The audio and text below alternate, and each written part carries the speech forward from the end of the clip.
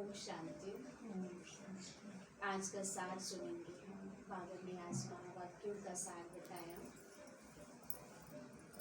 सर्व प्राप्ति संपन्न जीवन की विशेषता है अप्रसन्नता मुक्त और प्रसन्नता युक्त।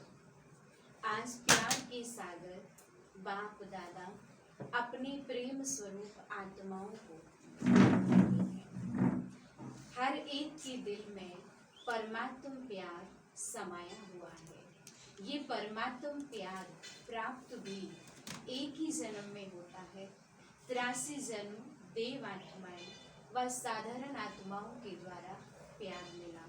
सोचो और याद करो, सारे कल्प का चक्र लगाओ। स्वदर्शन चक्रधारी हो ना, तो एक सेकंड में सारे कल्प का चक्र लगाया। सतयुग में सूर्यवंशियों के साथ में रहे, त्रेता में चंद्रवंशियों के साथ में रहे हैं, और फिर द्वापर में वैश्यवंशी भक्ति मार्ग शुरू हुआ। फिर कलयुग में देख रहे हैं हम पति तमो प्रधान आत्माओं के संग। तो बाबा कह रहे हैं कि एक सेकंड में चक्र लगाया पूरे कल्प का, तुरंत हमें पूरा सीढ़ी का चित्र घूम जाना चाहिए बुद्धि में। 83 जन्मों में परमात्म प्यार मिला था? नहीं मिला। सिर्फ इस संगम पर एक जन्म में परमात्म प्यार प्राप्त हुआ, तो अंतर को जान लिया ना। आत्माओं का प्यार और परमात्म प्यार कितना अंतर है। साधारण आत्माओं का प्यार कहाँ लेके गया हमको, और क्या प्राप्त कराया? अनुभव है ना, सभी को अनुभव हो गया ना। और परमात्म प्यार कहाँ ले जाता?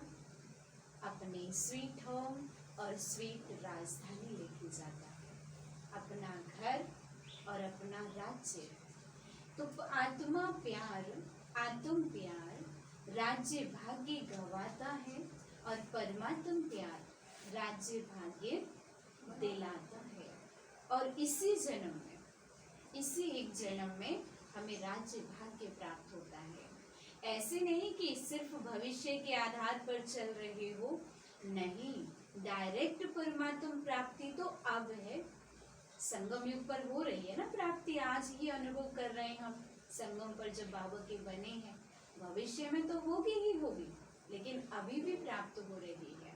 तो वर्तमान के आगे भविष्य भी कुछ नहीं है।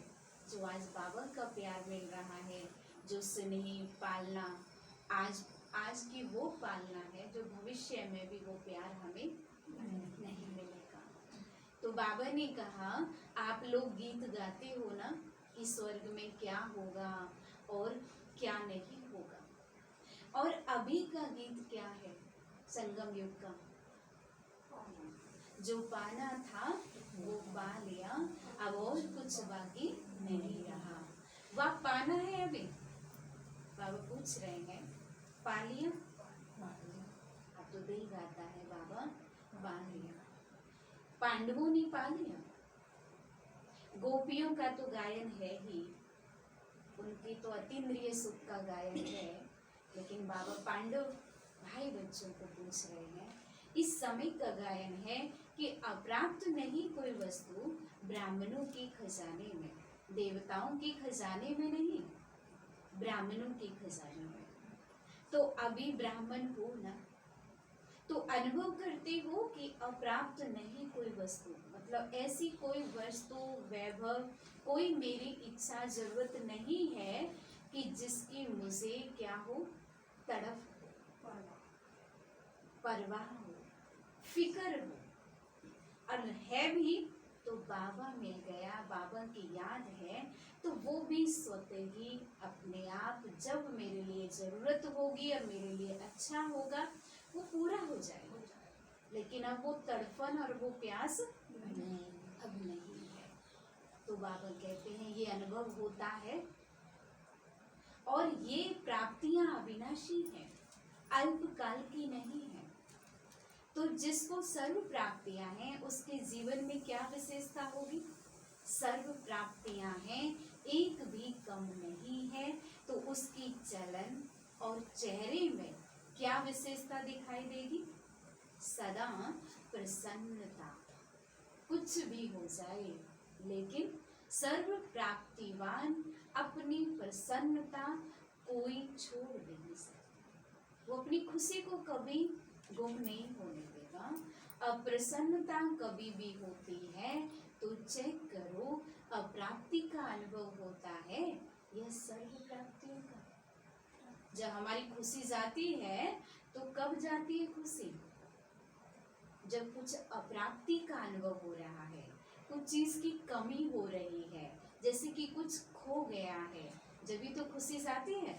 तो बाबा कहते हैं जब तुम्हें ऐसा हो तो उस समय चेक किया करो कि मैं अभी सर्व प्राप्ति स्वरूप आत्मा हूँ या अप्राप्ति स्वरूप आत्मा हूँ, तो खुशी दोबारा लौट आएगी।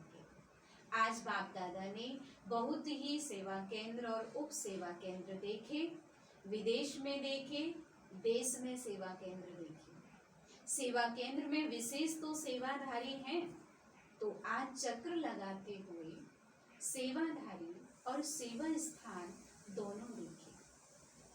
हर एक स्थान में, चाहे छोटे चाहे बड़े, सभी में चेक किया कि सेवाधारी तन से, मन से, धन से और सेवा के संबंध संपर्क से कितने खुश हैं, कितने प्रसन्न हैं। क्योंकि विशेष तो यही बातें हैं ना, ब्राह्मण जीवन में यही बातें खुशी को जाहिर भी करती हैं और खुशी को गायब भी कर देती हैं। तो क्या देखा बाबा ने, आप समझ सकते हैं। तन तो सबके पुराने हैं ही, चाहे जवान है चाहे बड़े हैं, छोटे और ही बड़ों से भी कहाँ कहाँ कमजोर है। चाहे बीमारी बड़ी है, लेकिन बीमारी की महसूसता कि मैं कमजोर हूँ, मैं बीमार हूँ, ये बीमारी को बढ़ा देती है ना। क्योंकि तन का प्रभाव मन पर आ गया तो डबल बीमार हो गए। एक तो मन से बीमार और तन से तो है ही बीमार। तो सोच सोच के हम बीमारी के असर को डबल कर देते हैं। तन और मन दोनों से डबल बीमार होने के कारण बार बार सोल कॉन्शियस के बजाय बीमारी कॉन्शियस हो जाते हैं। आत्माभिमानी की स्थिति के बजाय हम बीमारी स्वरूप बन जाते हैं। तो क्या देखा कि तन से तो मेजोरिटी बीमार कहो या हिसाब किताब चुकतू करना कहो कर रहे हैं, लेकिन 50% डबल बीमार और 50% सिंगल बीमार है। सिंगल मतलब तन के ही रोगी हैं और 50% डबल है, यानी मन से भी है और तन के भी रोगी हैं। बाकी होना क्या चाहिए? क्या होना चाहिए? कभी भी मन में बीमारी का संकल्प नहीं लाना चाहिए कि मैं बीमार हूँ, मैं बीमार हूँ। लेकिन होता क्या है, ये पाठ पक्का हो जाता है कि मैं बीमार हूँ। लेकिन क्या होना चाहिए? मेरे रथ में थोड़ी सी कमी है, कुछ भी है, और ये मेरा हिसाब किताब बराबर हो रहा है, हो जाएगा सही। मैं तो एकदम स्वस्थ हूँ, मेरा मन तो स्वस्थ है, तन का हिसाब किताब चल रहा है और आत्मा खेल समझ के खुशी खुशी इसको पार कर रही है। कभी कभी किसी समय बीमार होते नहीं है, लेकिन मन में खुशी नहीं है ना, तो बहाना करेंगे कि मेरी कमर में दर्द है। मेजोरिटी को या तो टांगे दर्द या कमर का दर्द होता है, कई बार दर्द होता नहीं है, फिर भी कहेंगे मेरे को कमर में दर्द है। किसी की खुशी किसी बात में नाराज हो गए तो उन्होंने ये तो कहा नहीं कभी भी साफ साफ मैं नाराज हूँ या मैं गुस्सा हूँ, दिखाते नहीं है, लेकिन अंदर में भूत चढ़ा हुआ होता है। तो वो क्या कहते हैं, आज ना मेरे सिर में दर्द है, मेरे से ज्यादा मत बोल। तो इसका मतलब अब बाबा तो जानता है ना बच्चों के दिल की बात, और बाबा से छिपा भी नहीं सकते हो तुम। तो हम झूठे को क्या कह देते हैं घर वालों से या सेवा के क्षेत्र में भाई बहनों से, क्या आज मेरे सिर में दर्द है, इसलिए मैं थोड़ी सी रेस्ट करूंगी आज, या सबके साथ नहीं बातचीत करूंगी हंसमुख होकर के। तो बाबा क्या कहते हैं, अभी उसकी चेकिंग कैसे होगी? डॉक्टर्स के पास इसका कोई थर्मामीटर है जो कमर दर्द है या नहीं वो चेक कर सके? आशा दीदी बताते थे कि बहनें जब मूड ऑफ हो जाता है, आपस में स्वभाव संस्कार का टकराव हो जाता है, तो वो क्या कहती है, आज में पेट में दर्द। क्योंकि दीदी पेट का दर्द तो देख नहीं सकती ना, अब बुखार तो देखने में आता है, तुरंत कहेगी दिखा ना हाथ जरा मैं देखूं, लेकिन दर्द का तो नहीं कहेंगे वो, क्योंकि दर्द का डॉक्टर नहीं है, वो ये देख के बता दे है या नहीं है। तो बाबा कहते हैं एक्सरे कराओ या ये कराओ, वो तो और ही खर्चा लगाओ, वो तो हो सकता है, पर वैसे चेक नहीं किया जा सकता कि दर्द कितना है और कौन सी जगह पर दर्द है, ये कभी चेक नहीं होता है। तो क्या देखा, तन के बारे में सुनाया, ये बाबा ने तन के बारे में सुनाया। कई सेवाधारी ऐसे दिखाई दिए, सेवाधारी आप सभी हो, ऐसे नहीं समझना सिर्फ टीचर्स की बात है, सेवाधारी आप प्रवृत्ति वाले भी हो ना, कि जो सेंटर्स पर रहते हैं वही सेवाधारी हैं, सभी सेवाधारी है ना, आप लोग प्रवृत्ति में रहने वाले भी सेवाधारी हो। कभी आपके घरों का भी चक्कर लगाएंगे, देखेंगे कि कैसे सोते हो, कैसे उठते हो, डबल बेड है, सिंगल बेड है। अच्छा, ये तो आज के चक्कर की बात है। अभी ट्रेनिंग करके आई है ना घर में भी गई, तो कह रही दीदियों ने सबके कमरों में चक्कर लगाया, तो बताई कि बहनों के कमरों की हालात कैसी, कंडीशन कैसी थी। इससे पता चलता है कि आप कितने एक्टिव हो, कितने समझदार हो, और बाबा की याद में वास्तव में हो, तो सब सिस्टम व्यवस्थित रहेगा। आजकल के हिसाब से दवाइयाँ खाना ये बड़ी बात नहीं समझो, क्योंकि कलयुग का वर्तमान समय सबसे शक्तिशाली फ्रूट ये दवाइयाँ ही है। देखो कोई रंग बिरंगी तो है ना, कलयुग के लास्ट का ये एक फ्रूट है, क्योंकि दवाइयों के बिना तो व्रत चल ही नहीं रहे ना, तो बाबा ने कहा ये फ्रूट है, ये एक फल है, तो खा लो प्यार से। दवाई खाना ये बीमारी याद नहीं दिलाता, अगर दवाई को मजबूरी से खाते हो तो मजबूरी की दवाई बीमारी को याद दिलाती है। शरीर को चलाने के लिए एक शक्ति भर रहे हैं हम, इस स्मृति में खाएंगे तो दवाई बीमारी याद नहीं दिलाएगी, खुशी दिलाएगी। बस 2-3 दिन में दवाई से ठीक हो जाएंगे, लेकिन हम क्या कहते हैं, उसको देखते रहेंगे, हाथ में ली दवाई और लेनी पड़ेगी, दवाई और लेनी पड़ेगी, बड़ी मुश्किल से लेते हैं। तो बाबा ने क्या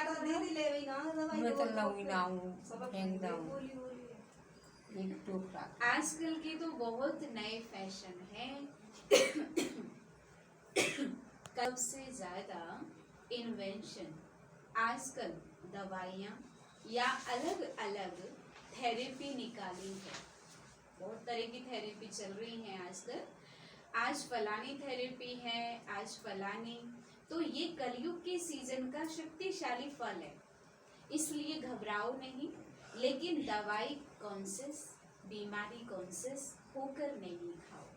बीमारी को क्या समझो, तन का हिसाब किताब है, थोड़ा सा हो जाएगा मेरा रथ सही, और दवाई को क्या समझ के स्वीकार करो, ये मेरे लिए फ्रूट है, बहुत सुंदर सुंदर फ्रूट बाबा ने मेरे लिए भेजे हैं। ये तो तन की बीमारी होनी ही है, ये नई बात नहीं है, इसलिए बीमारी से कभी घबराना नहीं। बीमारी आई और उसको फ्रूट थोड़ा खिला दो और विदाई दे दो। अच्छा, ये हुआ तन का रिजल्ट, फिर और क्या देखा बाबा ने, मन में क्या देखा। एक बात खुशखबरी की ये देखो कि मेजोरिटी हर सेवाधारी के मन में बाप का प्यार और सेवा का उमंग दोनों है। बाकी 25% कोई मजबूरी से चल रहा है, वो छोड़ो, लेकिन मेजोरिटी के मन में ये दोनों बातें देखी और ये भी देखा कि बाप से प्यार होने के कारण याद में भी शक्तिशाली हो बैठने का, चलने का, सेवा करने का अटेंशन बहुत देते हैं। कौन से बच्चे? जो मन से खुश है। ये खुशखबरी बाबा ने सुनाई। लेकिन खेल क्या होता है कि चाहते हैं कि याद की सीट पर अच्छी तरह से सेट होकर बैठ जाएं, लेकिन थोड़ा टाइम तो सेट होते हैं, फिर हिलना डुलना शुरू होता है। जैसे बच्चा होता है, उसको ज्यादा टाइम सीट पर बिठाओ तो हिलेगा जरूर। छोटा बच्चा होता है, हम उसको कुर्सी पे टेक लगा के बिठा दें तो वो थोड़ी देर तो सही बैठता है, फिर उसके बाद हिलने लगता है। तो बाबा भी कहते हैं कि बच्चे तुम चेक करो, मन भी अगर कंट्रोल में, ऑर्डर में नहीं है, थोड़ा टाइम तो बहुत अच्छे बैठते हैं, चलते हैं, सेवा भी करते हैं, लेकिन कभी सेट होते और कभी अपसेट हो जाते हैं। कारण क्या है इसका? होना सेट होता है, लेकिन हम अपसेट क्यों होते हैं? कारण क्या है? एकाग्रता की शक्ति, दृढ़ता की शक्ति उसकी कमी है। दृढ़ता कहीं ना कहीं हमारी क्या हो जाती है? लूज हो जाती है। तो शिव बाबा कहते प्लेन बहुत अच्छा बनाया है, ऐसे बैठेंगे, ये अनुभव करेंगे कि ये सेवा करेंगे, फिर ऐसे चलेंगे, लेकिन कर्म करने में या बैठे बैठे भी दृढ़ता की शक्ति कम हो जाती है और बातों में मन बुद्धि बढ़ जाते हैं और तरफ ध्यान चला जाता है। चाहे काम में बिजी नहीं है, लेकिन व्यर्थ संकल्प ये सबसे बड़ा काम है जो अपनी तरफ खींच लेता है। तो स्थूल काम नहीं भी हो, लेकिन दृढ़ता की शक्ति बढ़ने के कारण मन, दृढ़ता की शक्ति बढ़ गई अर्थात इधर उधर ध्यान चला गया, तो शक्ति के बढ़ने के कारण मन और बुद्धि सीट पर सेट होने के बजाय हलचल में आ जाते हैं। बाप दादा ने आप सबको जो काम दिया था वो देखा। बाप दादा के पास सब चिट्ठियां पहुंची बच्चों की, लेकिन कई बच्चे बड़े चालाक हैं। चालाकी क्या करते हैं? चिट्ठी लिखते हैं लेकिन अपना नाम नहीं लिखते। बाबा को लेटर तो डाल दिया पर अपना नाम नहीं। ऐसे समझकर करते हैं। बाबा तो जानता है, जानता है, फिर भी अगर काम किया है तो काम तो पूरा करो ना। जानता तो है, फिर लिखाई क्यों तुमने? टीचर अगर कहे कि ये लिख कर आओ तो टीचर को आप ये कहोगे आप तो जानते हो ना। टीचर कह रहा है बच्चे ये काम करके लाना है और अभी करके दिखाओ, और आप कहो कि नहीं सर जी आप तो जानते हो मुझे कितना याद है कितना नहीं है। ऐसा होता है क्या? तो यहाँ भी बाबा को ऐसे नहीं कहना है कि बाबा आप तो जानते हो ना, इसलिए मैंने आपको नहीं बताया, इसलिए बाबा के घर में नहीं बताया। बाबा कहते हैं कि बच्चे वो मानेगा टीचर कोई नहीं मानेगा। कई तो नाम ही नहीं लिखते, लेकिन जो भी जिस ग्रुप में काम दिया है मेजोरिटी सबकी ये खुशी की बात देखी कि सबने लिखा है कि हम डायमंड जुबली तक करके दिखाएंगे। ये मेजोरिटी का है संकल्प। आप सबका भी है, जीवन मुक्त भी हो जाएंगे। है आप सबका भी जीवन मुक्त भी हो जाएंगे। अगर सभी बातों से मुक्त हो गए तो क्या हो जाएंगे? जीवन मुक्त हो जाएंगे ना। तो सभी ने अपनी हिम्मत उमंग अच्छा दिखाया है, चाहे फॉरेन वालों ने चाहे भारत वालों ने, उमंग उत्साह सभी का अच्छा है। कोई कोई ने, बहुत थोड़ों ने लिखा है कि हमको टाइम लगेगा। लगने दो उन लोगों को, आप लोग तो जीवन मुक्त हो जाओ तो रिजल्ट में देखा कि सभी को उमंग है डायमंड जुबली में कुछ करके दिखाएं। लेकिन बाप दादा ने देखा कि जितना अपने आप को डायमंड बनाने का उमंग उत्साह है, उतना ही डायमंड जुबली वर्ष में सेवाओं के प्लान भी बहुत फास्ट बनाए हैं, तेजी से बनाए हैं, फास्ट बनाए हैं। इसमें बाप दादा खुश है। लेकिन ऐसा नहीं कहना कि बहुत सेवा का बोझ था ना, इसलिए थोड़ा नीचे ऊपर हो गया। ये बाप दादा नहीं चाहते कि बच्चे ऐसे कहें, कितने भी बिजी रह करके, लेकिन ऊपर नीचे स्थिति को नहीं करना है। बाप दादा ये सुनना नहीं चाहते। सेवा जो स्वयं को व दूसरों को डिस्टर्ब करे वो सेवा नहीं है, स्वार्थ है वो। और निमित्त कोई ना कोई स्वार्थ ही होता है। अगर हम डिस्टर्ब हो जाते हैं ना, तो हम कहीं ना कहीं सेवा समझ कर नहीं कर रहे हैं। सेवा समझ के करते हैं तो वहाँ लास्ट तक खुशी मिलती है। चाहे वो कोई बहुत ज़्यादा मेहनत का काम है, चाहे वो आसान है, और चाहे उसमें थोड़ा सा हमें टाइम लग जाता है, वो हमें खुशी ही देती है। तो इसलिए स्वार्थ से न्यारे और सर्व के संबंध में प्यारे बनकर सेवा करो। तब जो संकल्प किया है वह लक्ष्य रखा है, डायमंड जुबली में डायमंड जुबली मनाएंगे, वह पूरा हो सकेगा। आधा नहीं याद करना। कई ऐसे जवाब देते हैं, कहते हैं डायमंड जुबली तो मनाने की थी तो मनाया, उसमें बिजी हो गए। लेकिन बाप दादा के दोनों शब्द याद रखना, सेवा भी और न्यारी प्यारी प्रसन्नता भी नहीं जाएगी, खुशी भी नहीं जाएगी। आधा नहीं, डायमंड जुबली मनानी है। सिर्फ मनानी है नहीं, बनकर मनानी है। डायमंड बनो, खुश होकर, प्रसन्नता स्वरूप होकर, और फिर हमें डायमंड जुबली मनानी है। मतलब का अर्थ नहीं लेना मना लिया ना, ये अर्थ नहीं लेना मना लिया ना, हो गया, लेकिन बनकर मनाया। बनकर के मनाना, ये है डायमंड जुबली का लक्ष्य। तो आधा लक्ष्य नहीं पूरा करना, डबल है बनना और मनाना। सिर्फ बनना नहीं, सिर्फ मनाना नहीं, दोनों साथ साथ हों। और आप सबको मालूम है कि जब आप डायमंड जुबली के व डायमंड बनने के प्लान बना रहे हो, तो आप सबसे पहले माया भी अपना प्लान बना रही है। इसलिए ये नहीं कहना क्या करें बाबा, हिम्मत कम हो गई, माया बहुत तेज है, माया को अपने पास रखो। राज्य आप करेंगे और माया को बाबा संभालेंगे। राज्य तो आपको करना है ना, तो माया जीत जगत जीत बनता है। माया को जीतने के बिना जगत जीत कैसे करेंगे?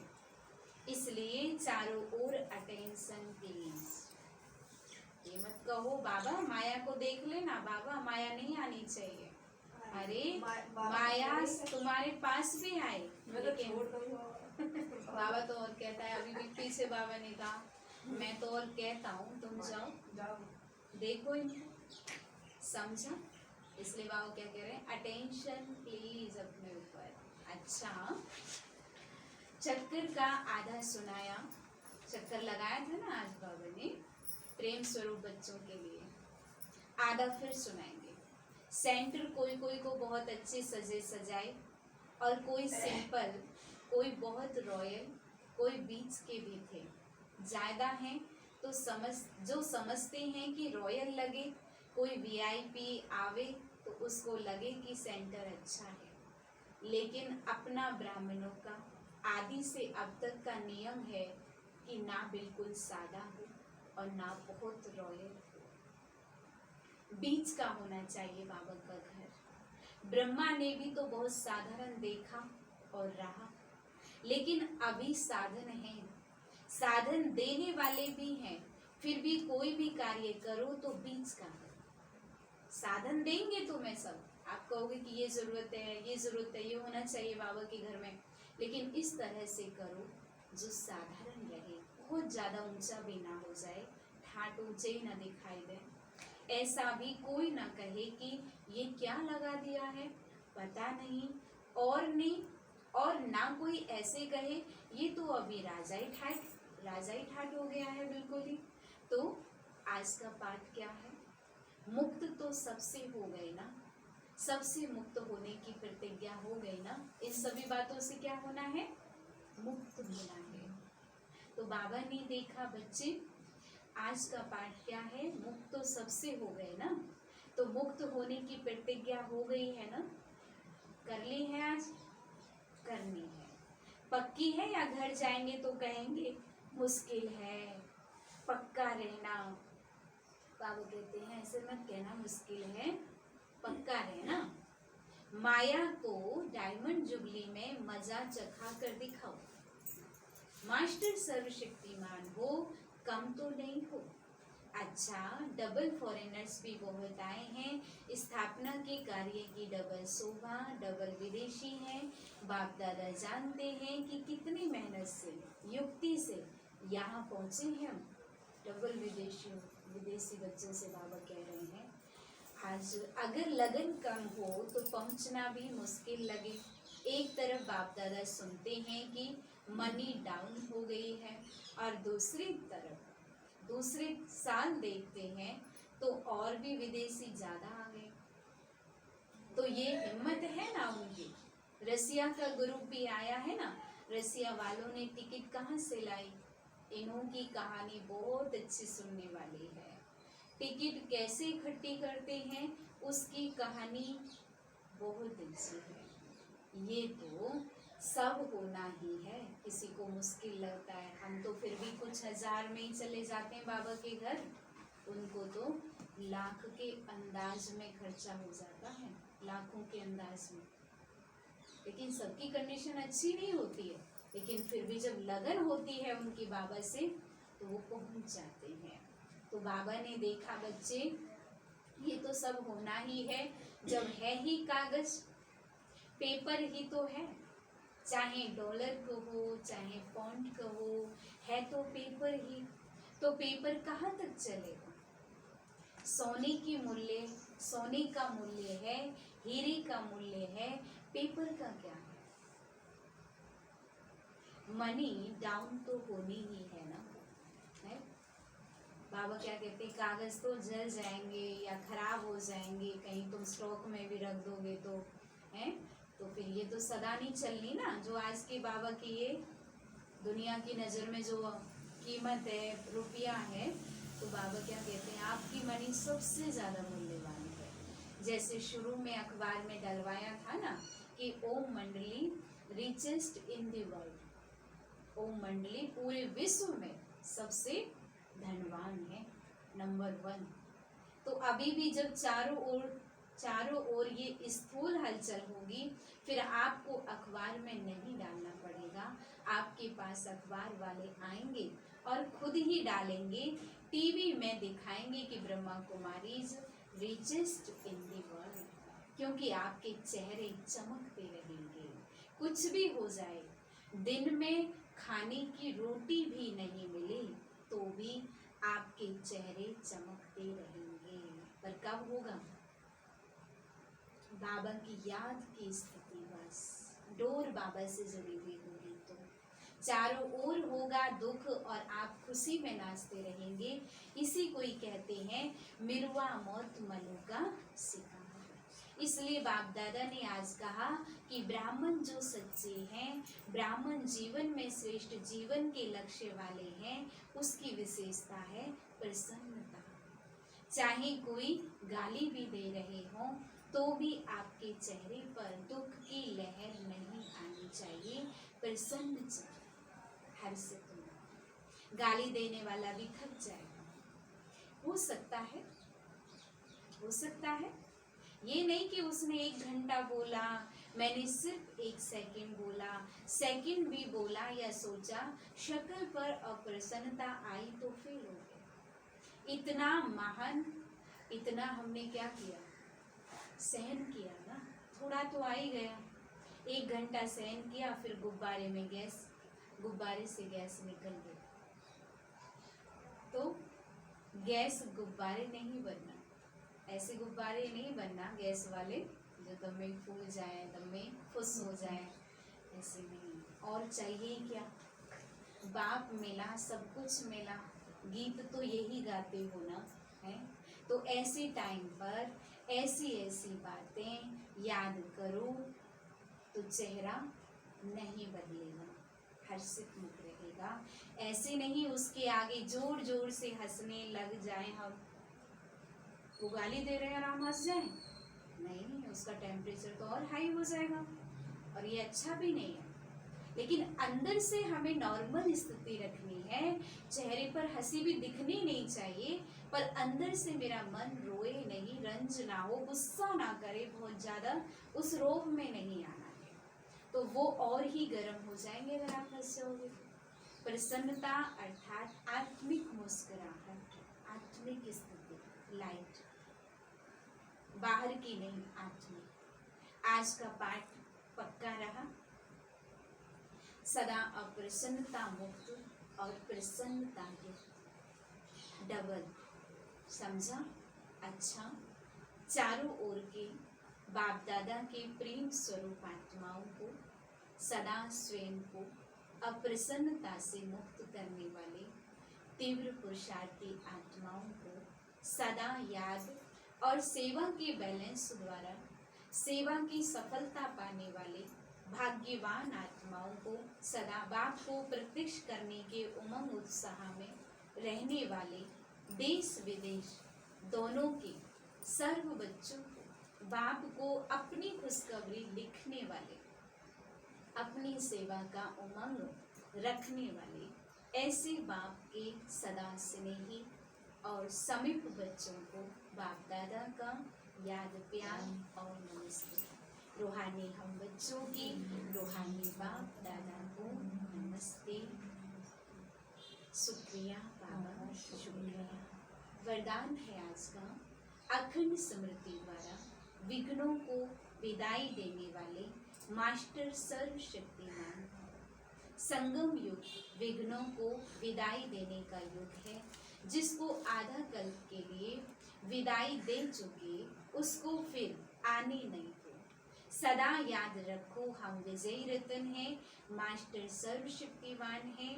यह स्मृति अखंड रहे तो शक्तिशाली आत्मा के सामने माया का विघ्न आ नहीं सकता। माया विघ्न आया फिर मिटाया तो अखंड अटल तो नहीं कहेंगे ना, उसमें समय जाएगा, शक्ति जाएगी। इसलिए सदा शब्द पर अटेंशन दो। सदा याद में रहने से सदा निर्विघ्न रहेंगे और विजय का नगाड़ा बजता रहेगा। स्लोगन है, ईश्वरीय सेवा में खुद को ऑफर करना ही बाप दादा की ऑफरिंग लेना है।